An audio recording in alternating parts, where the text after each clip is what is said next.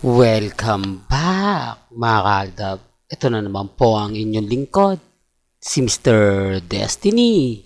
Magbibigay na naman po tayo ng pinakamainit na update po ngayon sa social media. Ito yung pinag-uusapan po. Siyempre dito tayo lagi sa trending at talaga naman pong nakakatuwa dahil kumbaga umaayon nga po sa atin ang panahon. Umaayon po talaga sa atin ang mga pagkakataon, taliwas po sa mga armain at mga main fanatics.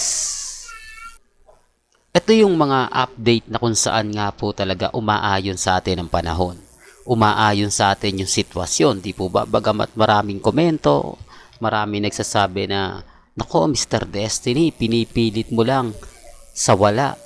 Ang ibig kong sabihin, may mga kaganapan na talagang mapapaisip po kayo. Di po ba? Kaya nga po 101% talagang masaya po tayo.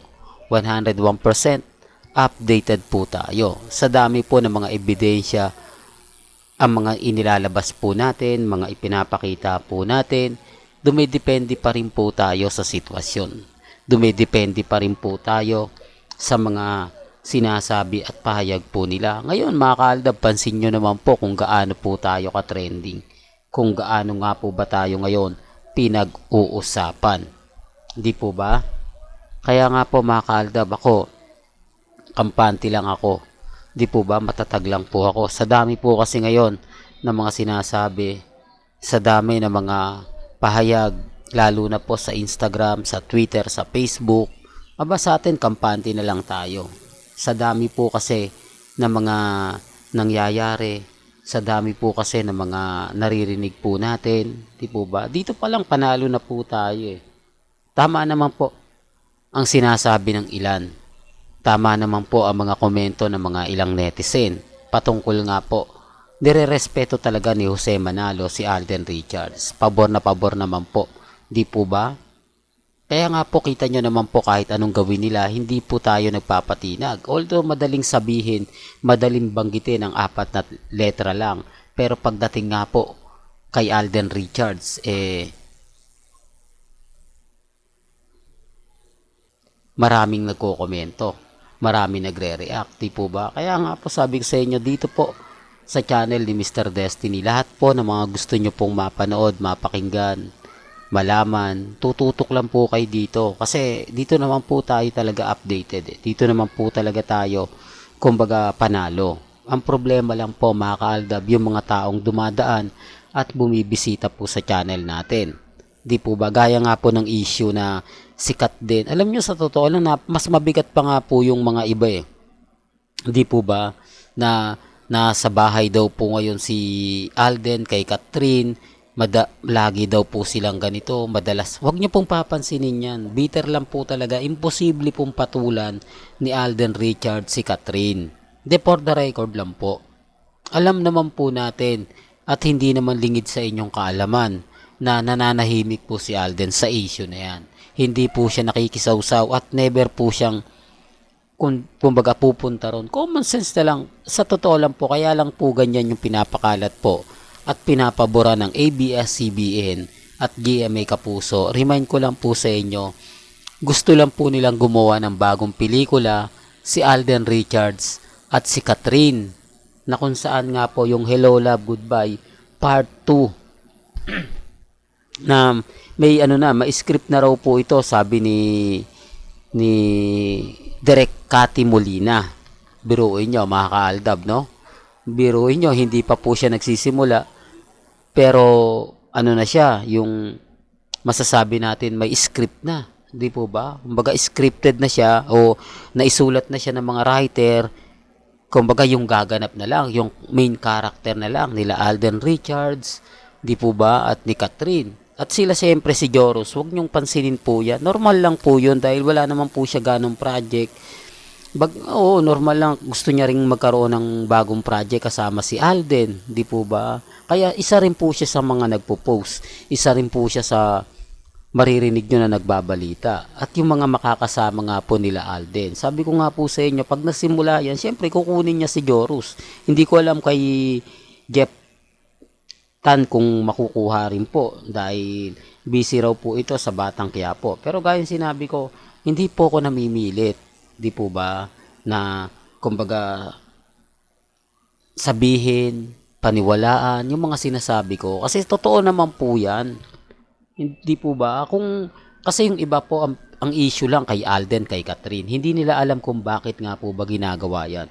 Kung bakit nga po ba nagsisimula ng ganyan. Kung bakit nga po ba pinag-uusapan yung mga bagay-bagay na yon. Di po nila alam. Kasi ang issue po kay Alden at kay Catherine. Hindi nila alam kung saan nga po ba patungo. Tapos yung pulang araw. Pansin nyo yung pulang araw. Issue na naman po yun. Dahil nga po laglag ni Sanya Lopez, siya po kasi yung makakatambal ni Alden Richards. Kailangan magpabango. Kailangan maging maingay ka. Hindi po ba? Kailangan gumawa ka ng eksena, gumawa ka ng, kumbaga, talagang makakakuha ka ng atensyon. Sinasabi ko lang po ito para lang klaro. Sinasabi ko lang po ito para lang po sa kaalaman ng lahat. Lalo na nga po sa mga bumibisita at dumadaan sa channel natin. Di po ba? Kaya nga po si Mr. Destiny kampanting-kampante. Kaya nga po si Mr. Destiny alam yung mga bagay-bagay na ganyan. Kasi nga po tayo updated. Alam po natin yung kwento. Hindi pwede tayong sabihin na kahapon lang po pinanganak. Di po ba? Kaya nga po remind ko lang po sa mga mami, sa mga titas, sa pulang araw po talaga magkakaroon ng issue yan dahil ipalalabas na po yan. Di po ba? Kaya nga po hindi gaano decide si Alden Richards at ang Viva Films kung kailan nga po iso-showing ang pelikulang Out of Order. Dahil kung titignan nyo sa mga website, halos tapos na po ang istorya.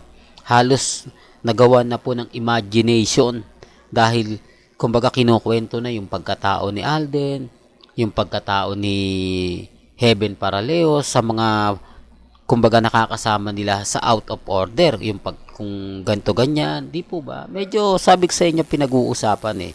Pero mas pumapabor yun yung mga ganyan taktika ng Viva Films na patatagaling kungari, pa-excite, di po ba? Malay nyo, baka March pa po yan ipalabas eh. Hindi, totoo lang po mga kaaldab. Kasi ganito rin po yung pelikula ng nila Catherine. Kaya lang talagang malaking pondo ang ibinato ng ABS-CBN at GMA Kapuso eh.